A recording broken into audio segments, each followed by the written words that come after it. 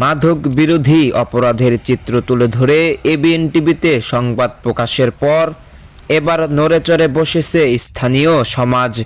শনিবার সকাল 10টা থেকে সল্লা এলাকায় মাদক বিরোধী অভিযান শুরু করে সল্লা যুব আইসিটি ক্লাব। এই অভিযানে উপস্থিত ছিলেন সল্লা যুব আইসিটি ক্লাবের সভাপতি আসলাম উদ্দিন তুহিন এবং ক্লাবের অন্যান্য সদস্যরা এবং এলাকার সচেতন সাধারণ মানুষ। অভিযানের প্রথম ধাপে সল্লা বাসস্ট্যান্ড সংলগ্ন রেল লাইনের পাশে অবস্থিত একটি সন্দেহজনক কুড়িঘরে আগুন ধরিয়ে দেওয়া হয়।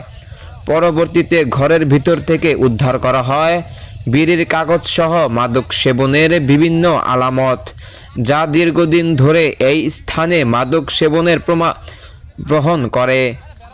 অভিযানের দ্বিতীয় ধাপে মাদক বিক্রির সঙ্গে জড়িতদের বাড়িতে গিয়ে সরাসরি সতর্ক করেন। অভিযানে অংশ নেওয়া সদস্যরা সাফ জানিয়ে দেওয়া হয়, ভবিষ্যতে কাউকে মাদক সংশ্লিষ্ট অপরাধে জড়িত পাওয়া গেলে তার বিরুদ্ধে আইনানুগ ব্যবস্থা নেওয়া হবে।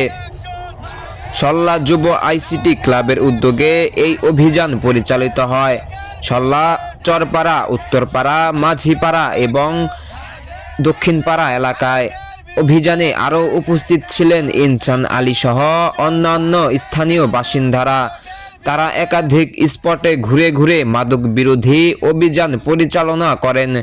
তাদের মুখে ছিল একটাই স্লোগান, মাদকের বিরুদ্ধে ডাইরেক্ট অ্যাকশন, মাদকের বিরুদ্ধে ডাইরেক্ট অ্যাকশন।